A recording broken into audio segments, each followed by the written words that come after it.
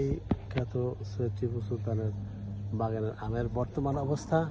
এগুলা যখন বড় হবে তখন এখনই তো এটা মাটির সাথে নুয়ে গেছে, মাটির সাথে টাচিং হয়ে আছে, তাহলে এগুলো যখন বড় হবে তখন এগুলোর অবস্থাটা কি হবে। দেখেন মাশাআল্লাহ। আচ্ছা এখন হ্যাঁ, এই যে এটা হলো দেউরি আম। এটা কি বলেন তো, এটা কি আম? এটা দেউরি আম। আচ্ছা, এটার বৈশিষ্ট্য? এটা দেখতে প্রায় আমাদের দেশের আম্রপালির মতো, কিন্তু আসলে কিসের মতো? আম্রপালি আমের মতো। আচ্ছা আচ্ছা, আম্রপালি। কিন্তু এটা মূলত আসলে আম্রপালি আম না, এটা থাইল্যান্ডের একটা জাত, হ্যাঁ, দেউরি আম।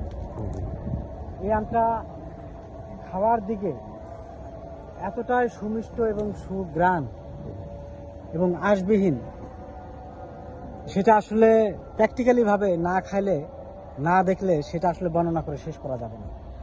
এবং ধরার ক্যাটাগরিটা প্রচুর পরিমাণ ধরে, এবং এটা লিচু আকৃতির হয়। যে দেখতেছেন যে এরকম থোকায় থোকায় এটা অসংখ্য আম একসাথে এখানে ধরে থাকবে, এবং এটার চামড়াটা একদম রসুনের খোসার মতন একদম।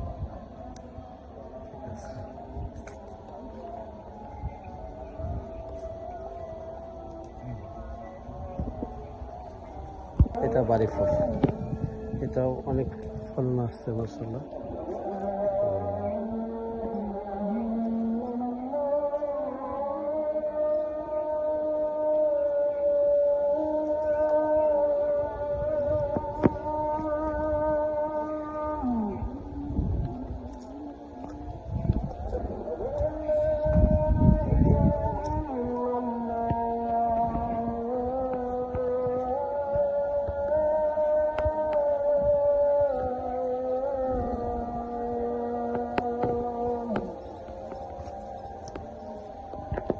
এটা কি আম? এটা এটার নাম হলো সিমু আম। সিমু। এটা কালার কি এরকমই? হ্যাঁ, এটার যে কালারটা দেখতেছেন, আচ্ছা আচ্ছা, এটা একদম সম্পূর্ণ বেগুনের কালার হয়ে যাবে। ও আচ্ছা। এবং এটার আম আপনার 700 গ্রাম পর্যন্ত হয়, এবং খাওয়ার দিকে অত্যন্ত সুস্বাদু, সুমিষ্টি।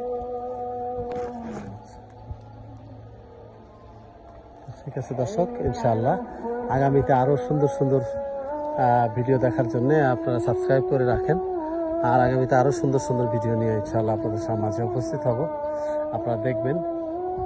আর আপনারা আম পাকা পর্যন্ত অপেক্ষা করেন, তখন আপনারা দেখতে পাবেন এবং নিতে পারবেন, খাইতে পারবেন। এখানে এসে গাছ থেকে কিনে কিনে তাজা আম, গাছ থেকে গাছ পাকা আম কিনে খেতে পারবেন, এবং আপনারা চাইলে পার্সেলও নিতে পারবেন, সে ব্যবস্থা এখানে আছে।